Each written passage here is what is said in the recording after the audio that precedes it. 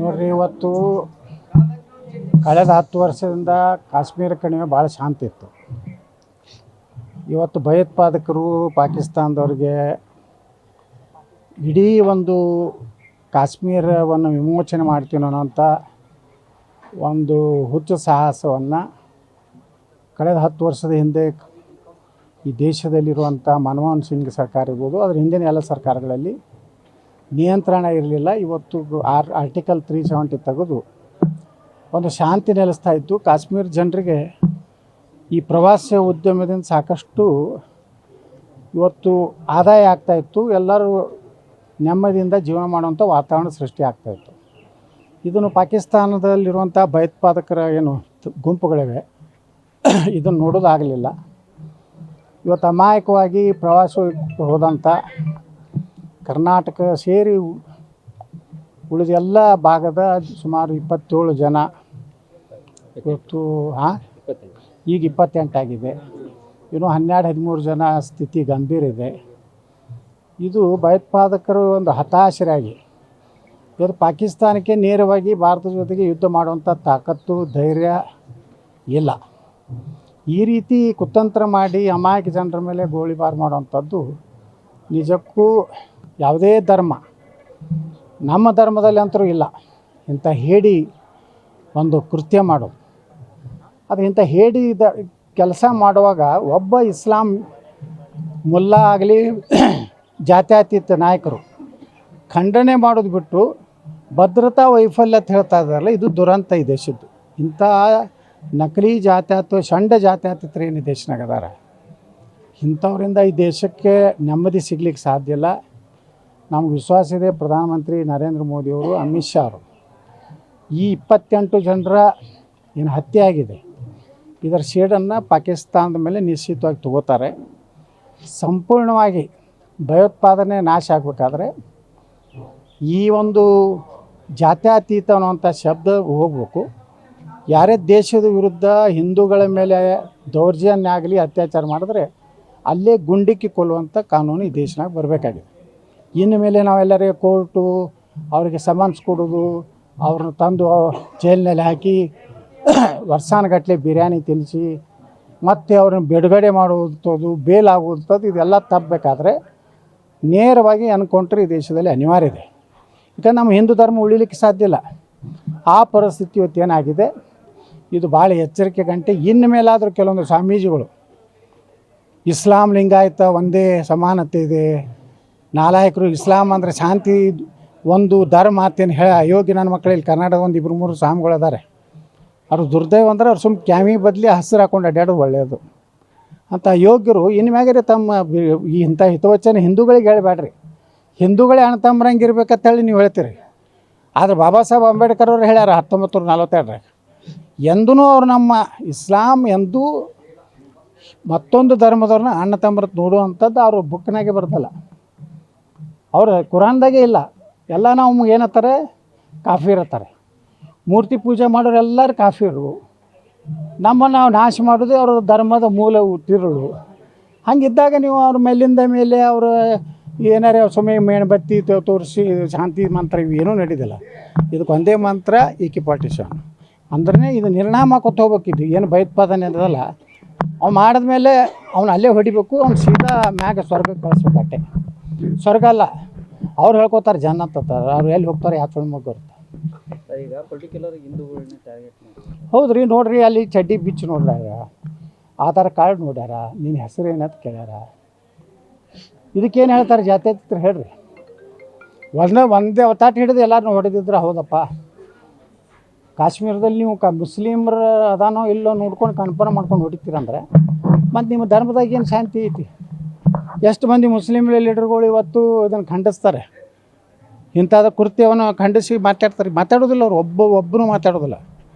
ಈಗ ನೋಡ್ರಿ, ನಮ್ಮ ನಾಲ್ಕು ನನ್ನ ಮಕ್ಕಳು ನಮ್ಮವ್ರು ಮಾತಾಡ್ತಾರೆ. ಶಿವಸೇನಾದ್ದು ಯಾವ ಸಂಜಯ್ ರಾವತ್ BJP ಅವರು ಧರ್ಮಾಂಧತೆ ಹೆಚ್ಚು ಮಾಡಿದ್ರಿಂದ ಇದಕ್ಕೆ ಕೊಲೆ ಆಗ್ತದೆ. ಬಾಳಾ ಸಾಹೇಬ್ ಠಾಕ್ರೆ ಅಂತ ಒಬ್ಬ ಈ ದೇಶದಲ್ಲೇ ಒಂದು ಕಾಲಕ್ಕೆ ಬಾಳಾ ಸಾಹೇಬ್ ಠಾಕ್ರೆ ಅಂದ್ರೆ ಇಡೀ ಮುಂಬೈ ನಡುಕ್ತಿತ್ತು.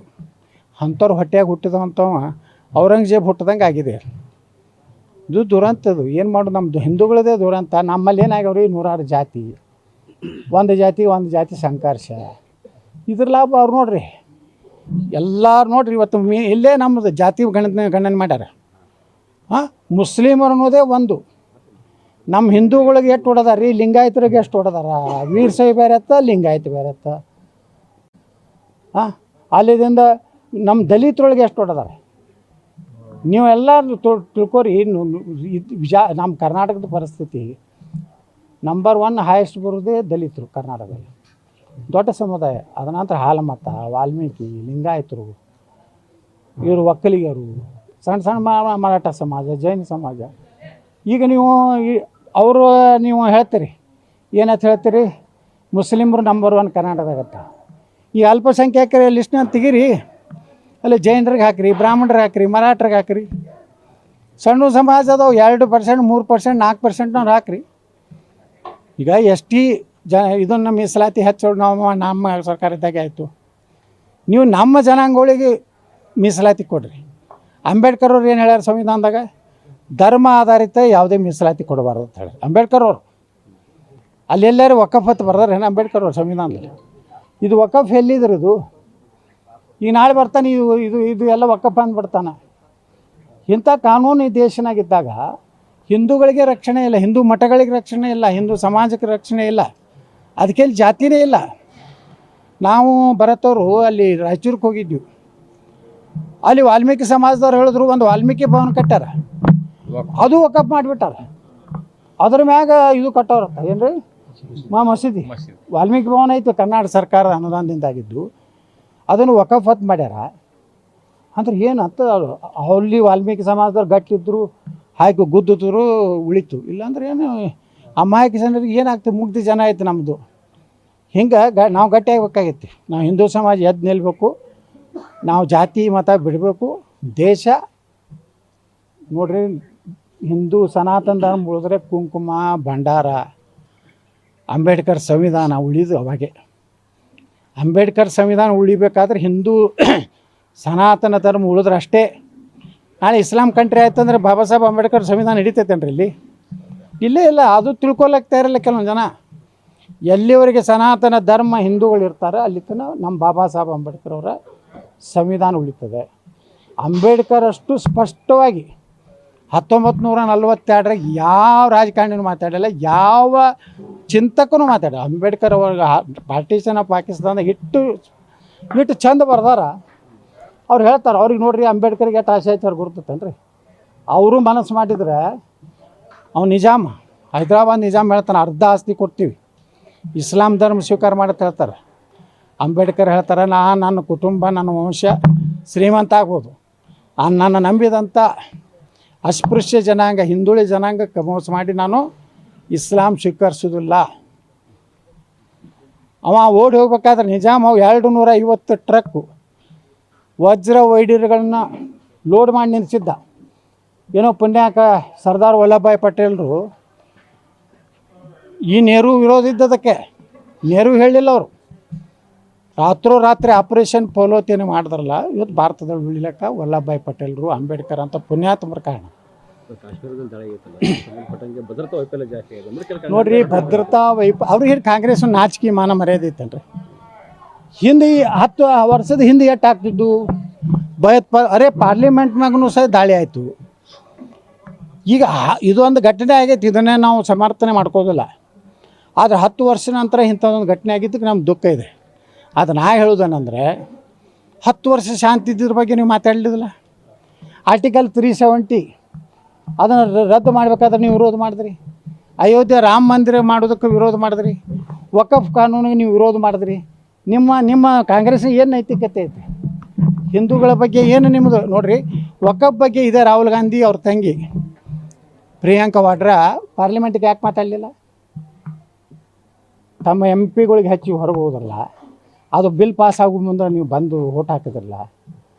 ಇಂಥ ದುರಂತ ಕಾಂಗ್ರೆಸ್ಸಿನಿಂದ ಒಂದೊಂದು ಭದ್ರತಾ ವೈಫಲ್ಯಗಳು, ಯಾವುದೇ ಅಂಥ ಕಠಿಣವಾದಂಥ ಸರ್ಕಾರ ಇದ್ದರೂ ಒಂದೊಂದು ತಪ್ತವೆ. ಏನು 100% ಇಲ್ಲ, ಆದ್ರೆ 99% ಸೆಕ್ಯೂರಿಟಿ ಕರ್ನಾಟಕ ಇದು ದೇಶನಾಗ ಸಿಕ್ಕೈತಲ್ಲ, ಅದನ್ನು ನೀವು ಮೆಚ್ಚುವರಿ. ಇದಕ್ಕೆ ಪ್ರತಿ ಉತ್ತರ ಸಿಗುತ್ತೆ ಹಂಗಾರೆ. 100ಕ್ಕೆ 100 ಕೊಡ್ತಾರೆ ರೀ. ನರೇಂದ್ರ ಮೋದಿಯವರು ಯಾವುದು ಬಾಕಿ ಇಟ್ಕೋದಿಲ್ಲ. ನೋಡಕತ್ತೀರಿ, ನಮ್ಮ 28 ಜನರ ಪುಣ್ಯತಿಥಿ ದಿವಸ ಅವ್ರನ್ನೆಲ್ಲ ಕೆಲಸ ಮಾಡ್ತಾರೆ. ಪುಣ್ಯತಿಥಿ ಯಾವಾಗ ಮಾಡ್ತೀವಿ ನಾವು? 11 ದಿವಸಿಗೆ 9 ದಿವಸಿಗೆ.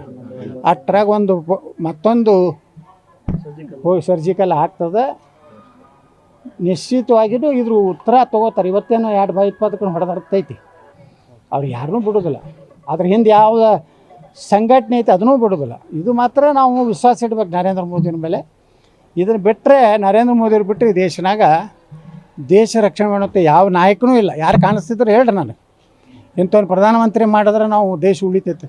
ಅದು ಒಂದೇ ಒಂದು ನರೇಂದ್ರ ಮೋದಿ, ಮುಂದೆ ಯೋಗಿ ಆದಿತ್ಯನಾಥ್. ಅದು ಬಿಟ್ಟರೆ ದೇಶಕ್ಕೆ ಮತ್ತೊಬ್ಬರು ನಾಯಕರಿಲ್ಲ.